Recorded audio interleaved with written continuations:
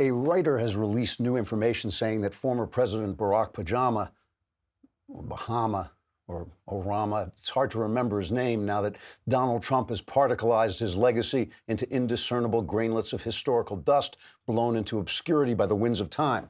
But anyway, Barack Obama is apparently angry that Donald Trump has particleized his legacy into indiscernible grainlets of historical dust blown into obscurity by the winds of time. The new information is included in the latest edition of a book by Peter Baker, the chief White House correspondent for the New York Times, a former newspaper. In the Baker book, former President O'Hara says that he took the 2016 defeat of Hillary Clinton as a, quote, personal insult, unquote, especially after voters emerged from the voting booth shouting, "Hey, Obama, you're a corrupt incompetent, so I voted for Donald Trump and would have voted for him even if he were a slab of roast beef, so take that, you buffoon." Baker says Obama was also angry at Hillary Clinton for running what he called a, quote, soulless campaign, unquote. Clinton defenders say Obama's being unfair, and a soulless campaign was the only sort of campaign Hillary could run, given her personal circumstances. Obama said he was worried that when people looked back on his administration, they would only remember the sluggish economy, the Middle East's descent into chaos, the abuse of the IRS to silence political enemies, the abuse of the FBI to spy on political opponents, the abuse of the State Department to cover up fatal incompetence in Benghazi, and the abuse of the Justice Department to cover up the Fast and Furious scandal that cost an American law officer his life. And they would forget the happy times, like all the race riots and the Obamacare fiasco. Baker's book is available now and is entitled Obama, The Call of History, because it describes how history called Obama to say goodbye and don't let the door hit you on your way out. Trigger warning, I'm Andrew Klavan, and this is The Andrew Klavan Show. I feel hunky-dunky, life is tickety-boo. Birds are winging, also singing hunky-dunky-doo. Ship-shaped, ipsy-topsy, the world is zippity-zing. It's a wonderful day, hurrah, hooray! It makes me want to sing. Oh, hurrah, hooray! Oh, hooray, hurrah! Hooray, hurrah. Back in 2014, political commentator Jim Treacher sent out a tweet that said, modern journalism is all about deciding which facts the public shouldn't know because they might reflect badly on Democrats. That is absolutely true. And at this point, that means journalists have to keep basically all the facts away from the public. And that's what the news looks like to me. What is the news right now? The economy is great, unbelievably great, largely due to Trump's deregulation and his tax cuts. A massive conspiracy has come to light in which the Obama administration's FBI, working on the flimsiest of excuses, infiltrated the campaign of a rival political candidate. Venezuela is collapsing largely because socialist tyrants, with the help of Cuban secret police, backed by the Russians and Iranians, have nationalized and then plundered the nation's wealth and oppressed its people. And Israel is under attack because the Muslim world can't imitate its success without changing its principles, so it would rather wipe Israel out. That's the news. What's the news the mainstream media is reporting? Robert Mueller was disgruntled about the Attorney General's summary of a report that has now been fully released. Now, that would be hilarious if it weren't serious, and even though it's serious, it's also kind of hilarious, but it tells us something. For the right, the big news story is reality, the economy, the Constitution, war and peace. For the left, the big news story is the news story itself, the narrative, and controlling the narrative and silencing any narrative that's not theirs. Because the biggest news story of all right now is that the news media has become the enemy of the news. And we'll talk about it in a sec. But first, we've got a new sponsor. Let us welcome NetSuite. People don't know this, but I am a small business. You are looking at a small business. And I can tell you this, if you don't know your numbers, you don't know your business. And the problem that growing businesses face is that they have so many different business systems that they can't put all their numbers together and see them all in one place. They have one system for accounting, another for sales, another for inventory, and it's a big, inefficient mess. This is why there's NetSuite by Oracle, the business management software that handles every aspect of your business in an easy-to-use cloud platform, giving you the visibility and control you need to grow. With NetSuite, you save time, money, and unneeded headaches by managing sales, finance, accounting, orders, and HR instantly, right from your desktop or phone. That's why NetSuite is the world's #1 cloud business system. Right now, NetSuite is offering you valuable insights with a free guide, 7 key strategies to grow your profits at netsuite.com/Klavan. That's netsuite.com/Klavan to download your free guide, 7 key strategies to grow your profits. NetSuite. Klavan. Very first thing you should turn this powerful computer to finding out is how do you spell Klavan? It's Klavan. Let me begin what I have to say today with a tape from NPR, the government-funded socialist news agency. This is their show, NPR Politics, and they're interviewing their justice correspondent, Carrie Johnson, about Mueller's letter complaining about Barr's summary about a report that has now been released in its full 400-page glory. Okay, so Carrie, let me make sure I have the timeline of this all right, because there's a lot of letters involved, and apparently more letters coming soon. Okay, so we have William Barr sends his 4-page letter to Congress that becomes public saying, here's what Robert Mueller found. Robert Mueller doesn't like that. He writes his own private letter to William Barr. After he sends that letter and Barr presumably reads that letter, Barr goes to Congress and says, I don't know of any concerns, right? Yeah, that's exactly right. So March 24th, a date that will live in my brain in infamy, Sunday, remember, Barr sends this 4-page letter to Congress. So a date that will live in infamy, you will remember, that is how FDR described Pearl Harbor, where something like 2,500 Americans died after a sneak attack by the Japanese. That is the term that she uses to describe this summary that Barr sent out about a report he didn't even have to release to the public to tell people what's in the report. No collusion, Trump was not colluding with the Russians, and Mueller had declined to say whether he should be charged with obstruction of justice, but Barr said no. This lives in infamy. Why? Well, the New York Times told us why, that the Democrats, the left, the media, but I repeat myself, they were worried that this took over the narrative. It put forward, it got the narrative out that Trump was innocent and this thing was a complete hoax. This Russian collusion thing was a complete hoax, which it essentially was. It got it out there before the New York Times and before NPR and before the networks and CNN and the rest had a chance to skew the narrative that way. That's why they've been working overtime at doing this. Right now, they are talking in the House about holding Barr in contempt of Congress because he doesn't want to show up for a hearing in which he will be questioned as no other attorney general, in a form that no other attorney general has ever been questioned in. They will have lawyers just pounding him with questions for like 30 minutes. And he said, no, I agreed to talk to the House. You're the elected people. You should know what you're doing. You should be able to question me. So this massive effort has come to get the narrative back, because that's what they care about. Not the economy, not the fact that the poorest people, the people who were forgotten, the people that Obama said would never have jobs again, not the fact that they have not only have jobs again, but that their wages are rising faster than rich people's wages. I mean, not any of that. That's not the news. Not the fact that, oh, look, Venezuela's falling apart. Why is that? What happened there? Not the fact that Israel once again under attack, and we'll talk about that too, but we're not talking about any of that. We're talking about the fact that Mueller was grumpy because it wasn't negative. What Barr said wasn't negative enough, and that grumpiness reflects the general grumpiness of the press that Donald Trump was not only found innocent, but now the attention is turning to how this stupid thing got started. And look, if I had to guess, I can't prove this, but if I had to guess, this entire thing was a panicky way of covering up what the FBI did, which never would have come to light if Hillary Clinton had won. So here's the thing about this, right? All they care about is this narrative. Barton Swain in the Wall Street Journal, he writes about political books for the Journal. He responded to James Comey's incredible, sanctimonious, self-serving op-ed in the New York Times. He wrote this op-ed saying, oh, Barr, his soul is being eaten by Donald Trump because Donald Trump is so corrupt, he eats your soul, but he couldn't eat my soul because my soul is shrouded in a sort of wonderful a shielding halo of sanctimony and self-righteousness. So Donald Trump couldn't touch my soul, but Barr's soul is being eaten away because he took control of this narrative when it's our job to control the narrative. And Swain says, that in this op-ed, Comey never has to prove any of the points he makes. And the reason is he's writing for the New York Times, where it's all taken as given.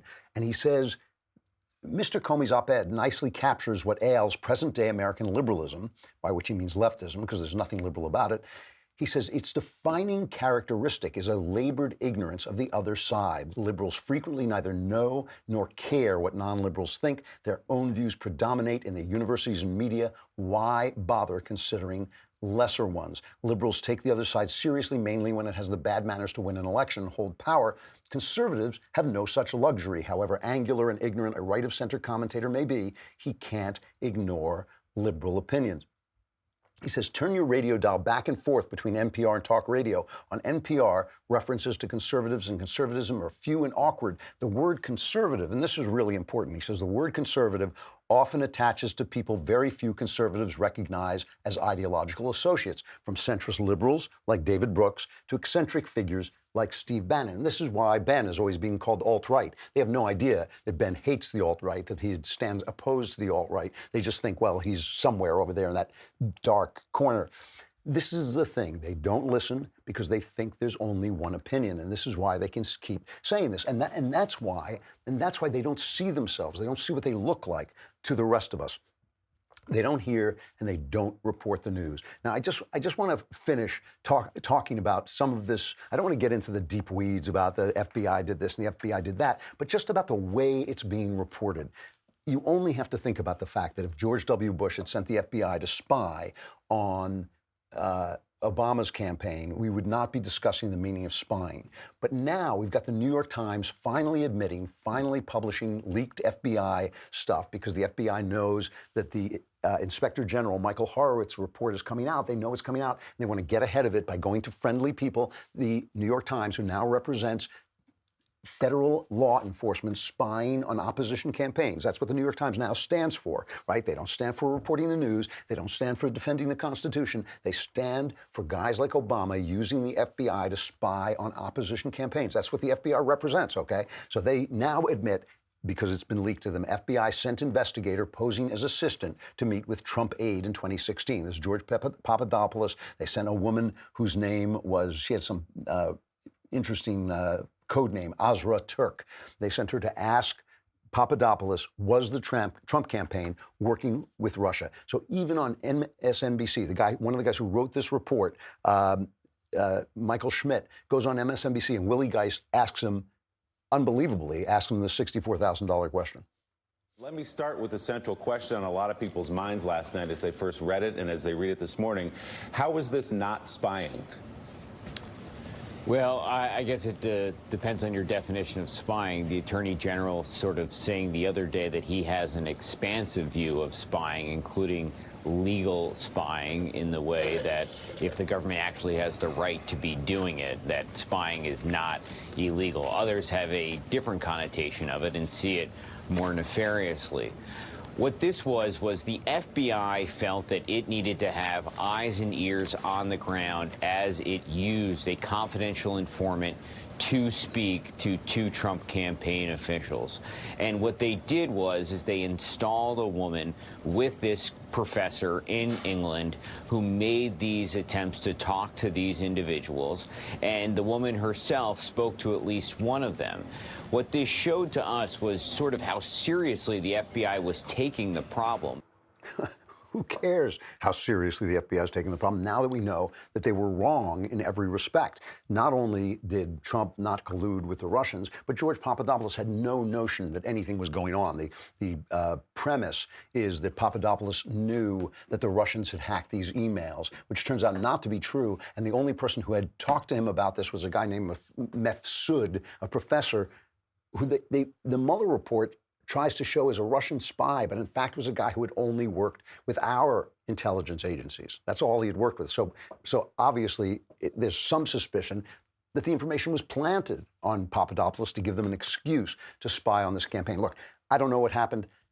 It may have been an innocent mistake in some ways, in the sense that they panicked. But the fact that the idea that a sanctimonious buffoon like James Comey thought the FBI could properly be used to spy on a Republican campaign under the Obama administration tells you everything you need to know about the Obama administration, but also everything you need to know about the New York Times, a former newspaper, now the defender of government interference in elections through federal law enforcement agencies. So the press is gone. I mean, we can't be shocked about this every time we hear about it. The press is gone, and it doesn't just happen in these stories that are happening. It happens in a much broader sense. I'll get to that in a second. Let us talk about Ring. Ring is really great. It is a system for making your house safer, which in turn makes your neighborhood safer. You got to have this stuff. It's a wonderful doorbell, for instance, that gives you a video of who is at your door. You can talk to them on your phone no matter where you are, which is really reassuring to me because I travel a lot and I want to be able to see who's at the door on the Ring phone. And also they have a system that will automatically turn on spotlights when people come onto your property. Ring helps you stay connected to your home anywhere in the world. A package delivery, surprise visitor, you can talk to the person there. And that's thanks to their HD video and two-way audio features on all Ring devices.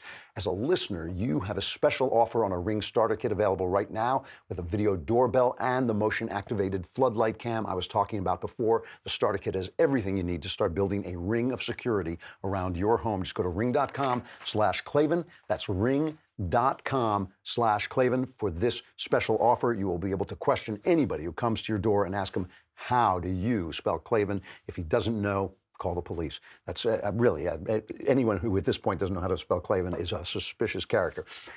So we're talking about this story that is about the spying on the Trump campaign. And the fact that instead of talking about that, we're talking about Mueller, this desperate attempt to hide, for the Democrats to hide what their administration did, and the fact that the New York Times is helping them hide it, is openly saying, no, this was a good thing. But of course, it's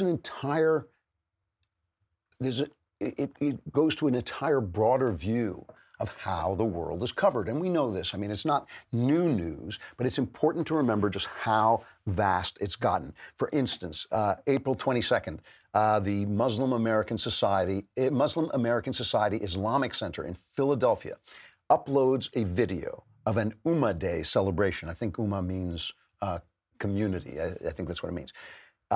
They put this on his Facebook page, and young children are seen wearing Palestinian scarves and singing "Glorious steeds call us and lead us to the Al-Aqsa Mosque." That's the mosque in Jerusalem that basically the Muslims claim should be theirs. They claim Jerusalem should be theirs. The blood of martyrs protects us. These poor kids, I mean, it's like being brainwashed.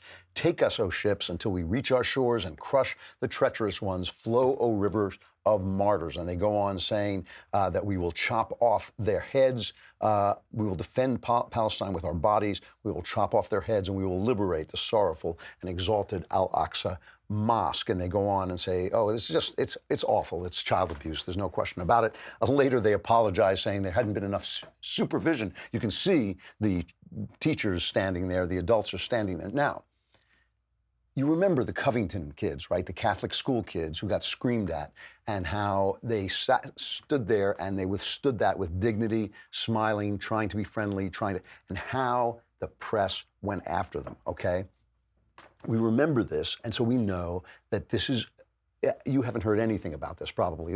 If you have, you've heard it on right-wing sites like the Daily Wire. You haven't heard about it on CNN. I don't know if they covered it at all. They certainly didn't do what they did with Covington, where they stood there and said, oh, these horrible, look at the smug look on that kid's face. And once you wear a MAGA hat, that's immediately a racist thing to do, where nobody is saying, for instance, when you wear that Palestinian scarf, that's a racist thing to do. So meanwhile, over the weekend, the terrorists in the Gaza Strip, the Palestinian terrorists in the Gaza Strip start shelling Israel, unleashing this absolute barrage. It's still going on, a barrage of missiles at the state of Israel, our ally, because it is a fellow free country in a region that doesn't have enough freedom in it. The Israelis hit back, and of course, what these terrorists do, I mean, it really is dreadful. What the terrorists do is they surround their guns with civilians, with women and children. So when the Israelis strike back, they use the bodies of these children and these women as propaganda. Oh, look how Israel is killing our civilians. But of course, they opened fire on a country, and I don't have to tell you that if somebody opened fire on us, we would respond. Now, Rashid Tlaib and Ilhan Omar, the two Muslims in Congress, unleashed this Twitter stuff where Tlaib says, when will the world stop dehumanizing our Palestinian people who just want to be free? obviously this word our just leaps out at you. This is an American congresswoman. How are they our Palestinian people? I mean, Israel is our ally. They're not our people. If I had to stand with America or Israel, I would stand with America 100% of the time, not 99.9% of the time. I'm an American all the way, constantly. The Israeli people are not my people, but they are our allies. How did the Palestinian people get to be our people? Why is this woman in Congress? Ilhan Omar, she said, how many more protesters must be shot, rockets must be fired, and little kids must be killed until the endless cycle of violence ends? I love the cycle of violence. It reminds me of The Lion King. They talk about the circle of life. I always tell my wife, it's not a circle of life, it's actually a semicircle. You know, she goes, wham, because it ends. Well, the cycle of violence in the Middle East is the same thing. Remove the Palestinians, and the cycle of violence is over. Right? It's only a cycle going in one direction. It's a semicircle of violence. It's like fire at the Israelis. If the Israelis, if the Palestinians didn't fire, certainly the Israelis wouldn't fire. So it's an entire philosophy that's being put forward. You know, I don't actually think, I think Islamic radicalism is dangerous, stupid, vile, oppressive. It's oppressive to the people. But I don't actually think that it is an existential threat. I think the left, the American left and the European left's appeasement of it is a threat, okay? You know, it's funny, there's this thing in the Sports Illustrated swimsuit edition. It used to be my favorite edition before I canceled Sports Illustrated for their absolute leftism that just got on my nerves after a while. I thought, why am I giving them my money? So I canceled my subscription. I can see girls in swimsuits anywhere. So anyway, they have one girl. She's a very, very beautiful Muslim girl wearing what they call a burkini, which covers her up more. And people were attacking SI for putting this in there. But see, I think that they're making a mistake here. I mean, obviously, Sports Illustrated is just pushing their leftist line, and they're doing something hypocritical and stupid. I get that. That's true. But I don't have a problem with Muslim women being modest.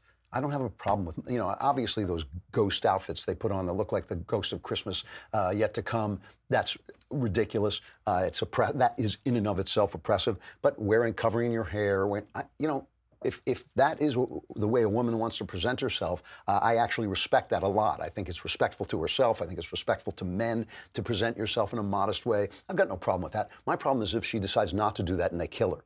There's the picture they're putting up. Yeah, I mean, absolutely beautiful woman. He's covering herself up.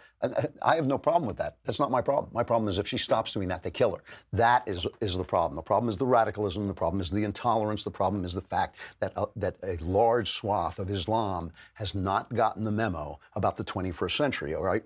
So when they're telling us that it's not an issue that Tlaib and Ilhan Omar say these things, these anti-Israel, anti-freedom, anti-American things, and they can hide behind their color and their, as a woman of color, I know that people are going to tell me that I don't know what I'm talking about. I think you know what you're talking about. I think you're just wrong and evil. I think that's different, and I don't think that has anything to do with your color or with your sex.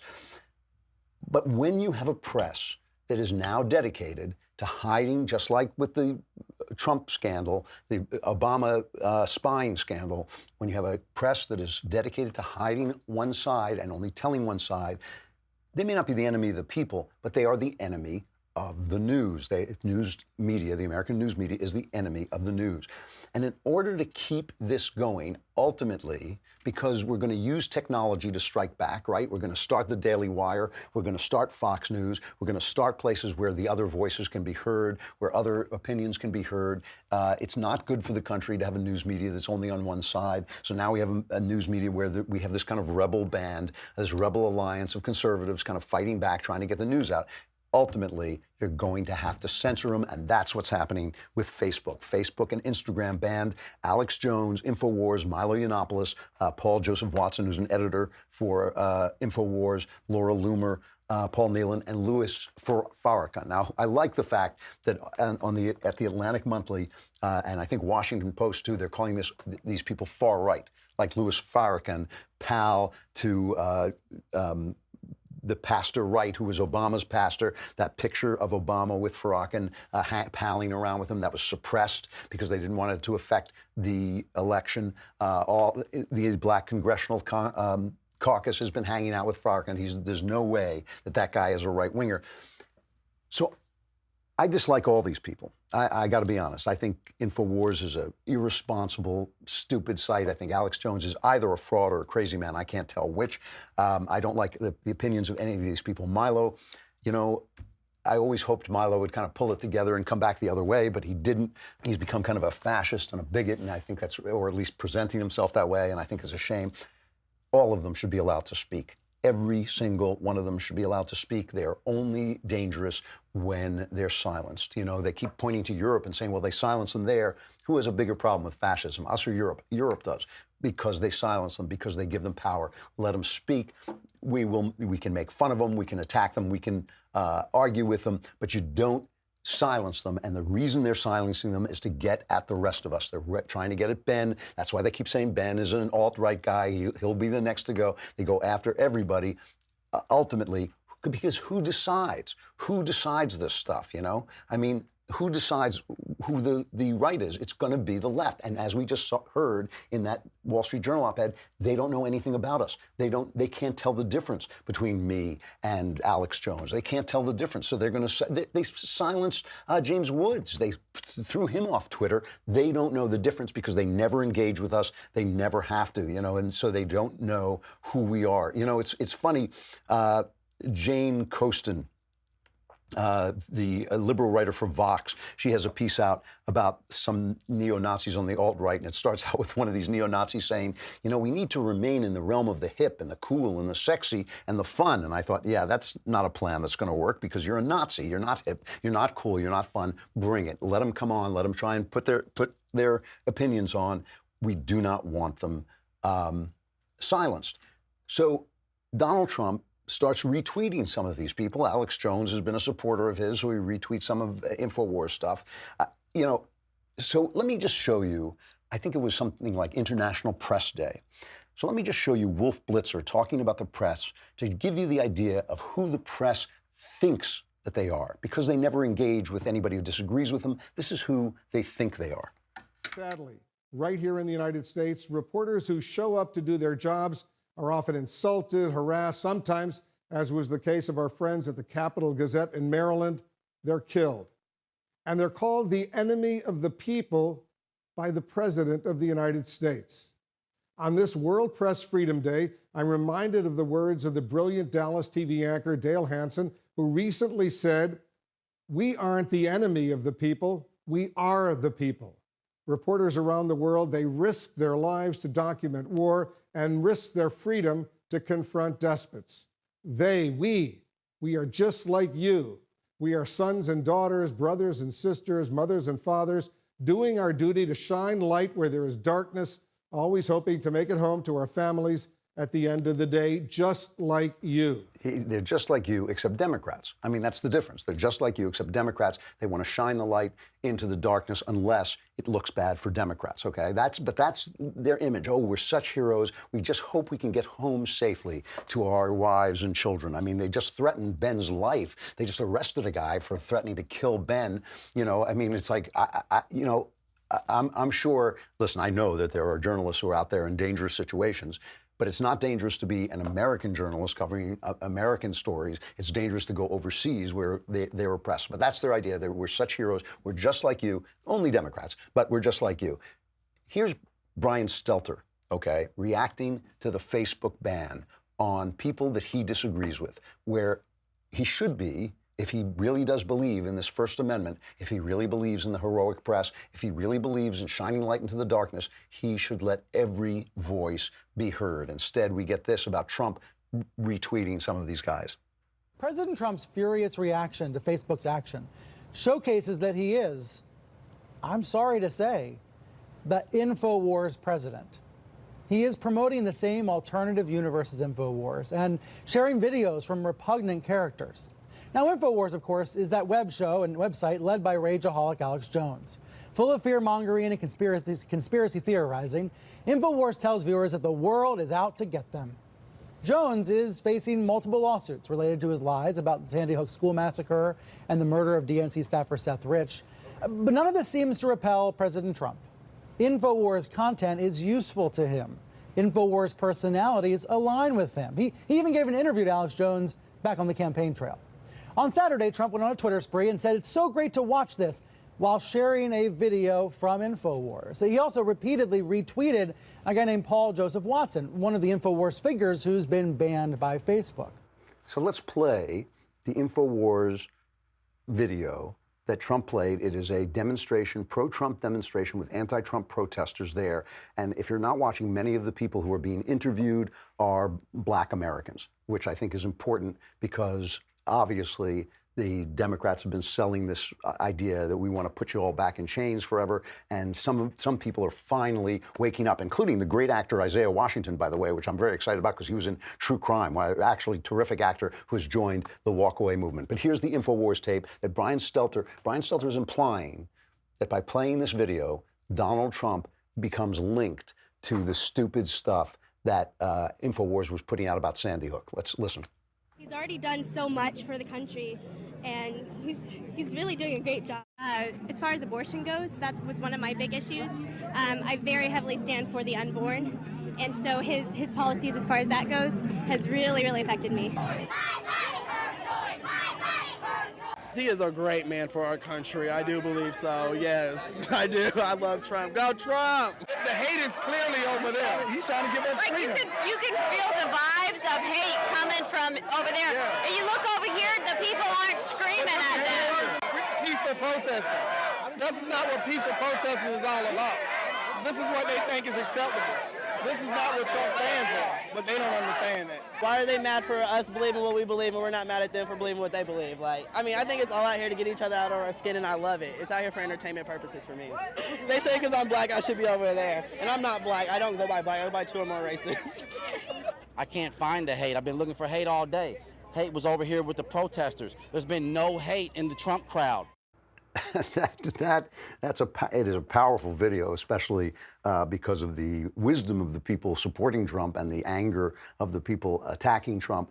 And Brian Stelter, all he can do in his brave journalistic way is basically try what they've been trying to do to Trump from the beginning, is try to tar him with that brush instead of just telling the truth. You know, the fact that the press has abandoned us, and they've abandoned us. If the New York Times is supporting spying on, sending the FBI to spy on opponents' campaigns, they've abandoned the American idea, they've abandoned the Constitution. Because we are on our own, and that means we are going to have to be responsible. We are going to have to look at people like Alex Jones and say, no, this is garbage. This Seth Rich thing is nonsense. And it was nonsense. And I researched it to make sure, and it is, we are going to have to do that work because the press isn't doing it for us because we can't trust them anymore. But when we do that work, I think there is going to be some stuff that we're going to say, hey, you know what? The left is wrong about how to handle these problems, but it's not always wrong about the fact that problems exist. And that is going to fall on us too. It's time for us to respond. It's time for us to respond not just by saying black when the press says white, but by saying truth when the press says nothing, because nothing is the news as far as the press is concerned. We have got the lovely and talented Michael Knowles, sort of talented Michael Knowles, coming up to talk about the fact that they named a street in LA after our hero, Barack Obama, or Bahama. I can't even remember what his name is anymore because his legacy has vanished somehow. But we'll talk to him in a minute. Meanwhile, we got to say goodbye to Facebook and YouTube. Subscribe at dailywire.com, and you get all kinds of wonderful things, including you get to be in the mailbag where it is stuffy and a little scratchy. You might get allergic, but you get to ask any question you want, and we will answer them.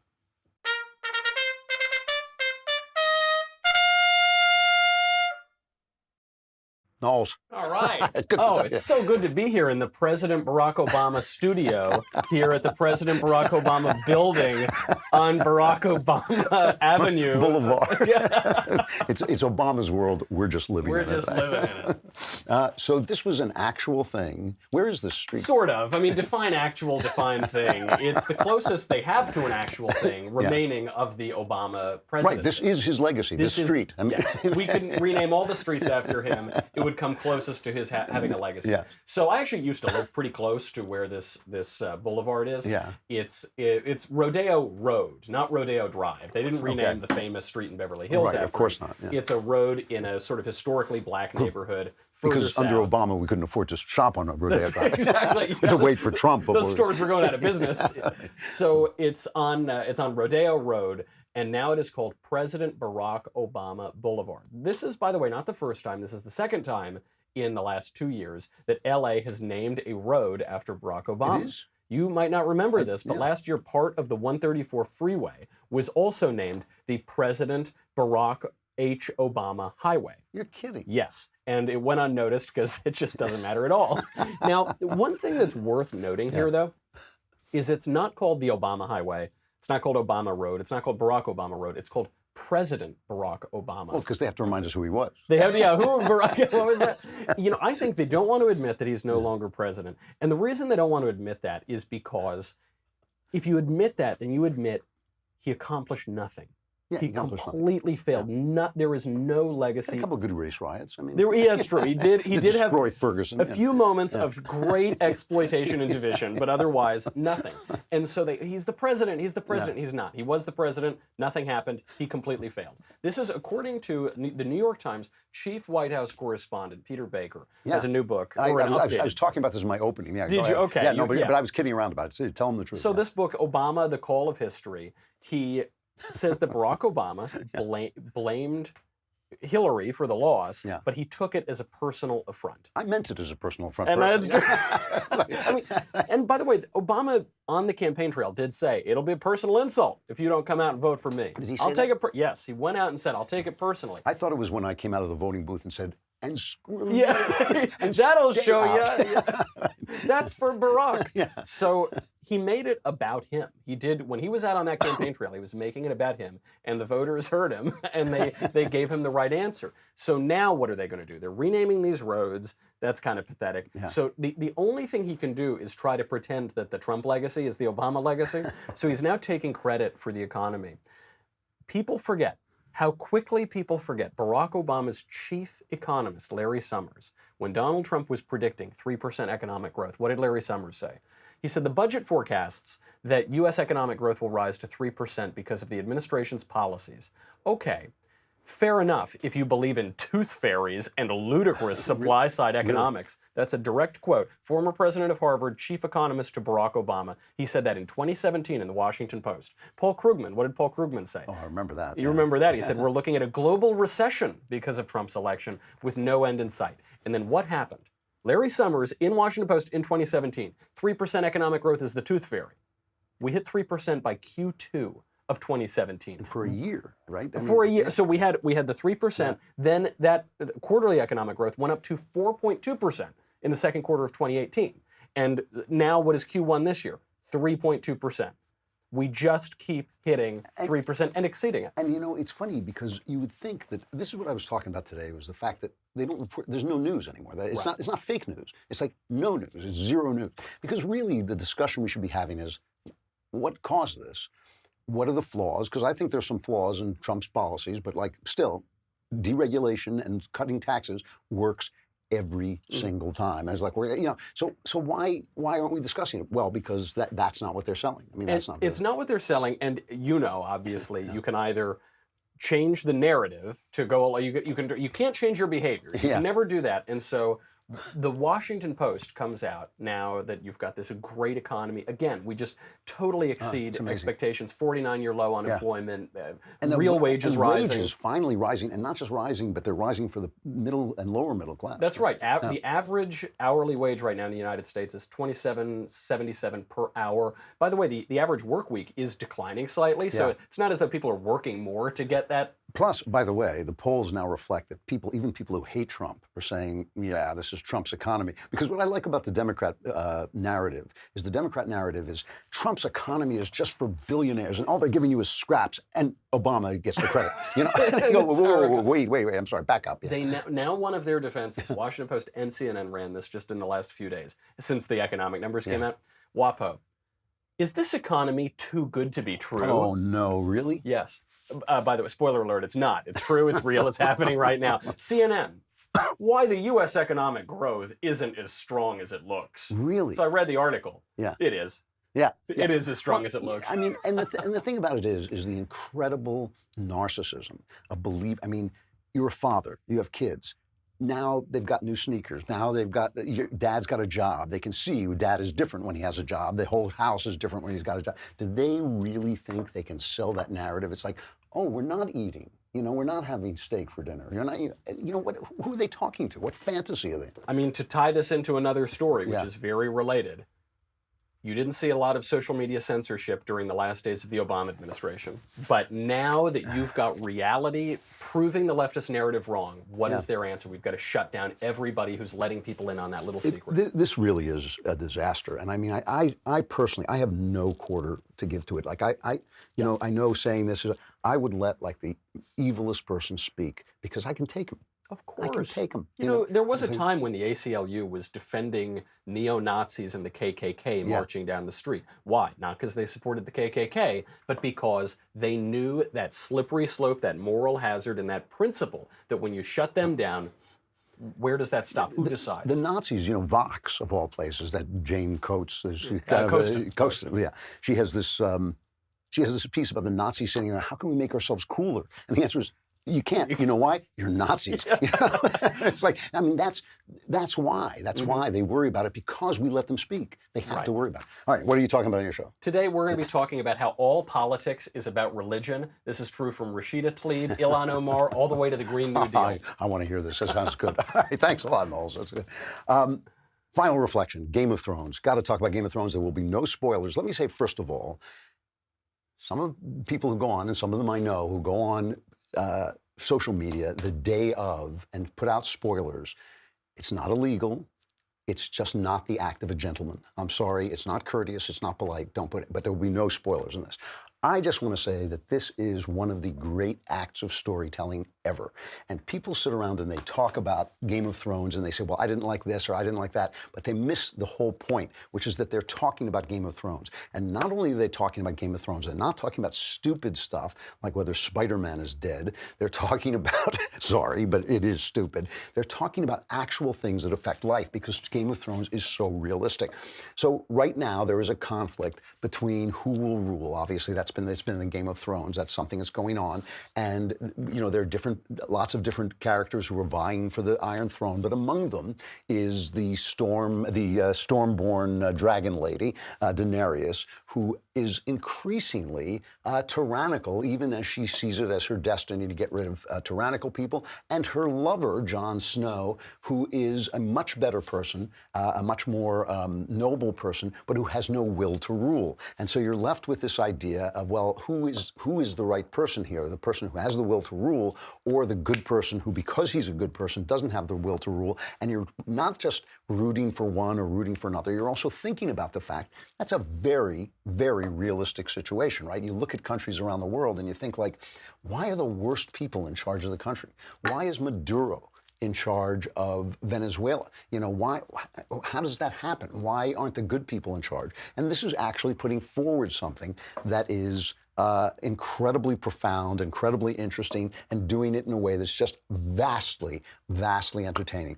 There has been a lot of talk, especially among Christians, about whether any Christian should watch Game of Thrones because of the exploitative use of nudity in the show. And it is exploitative. I've enjoyed it tremendously, but it's a lot of it is unnecessary. They did it on the first show of the season, where they had 3 extraordinarily good-looking naked women. My favorite scene in the show, but completely meaningless, had no reason to be there. It's just something HBO does to bring an audience.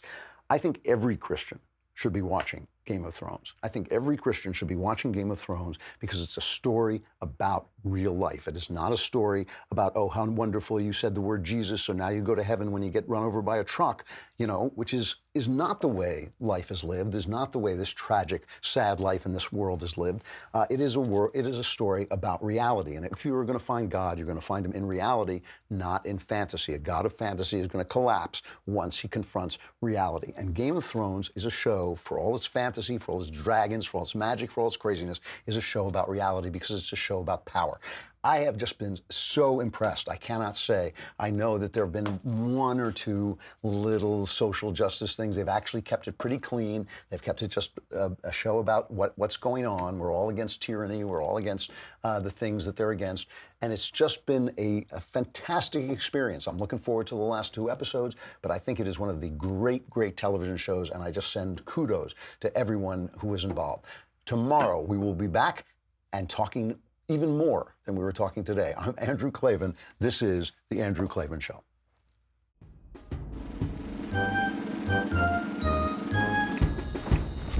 Oh, hooray, hurrah.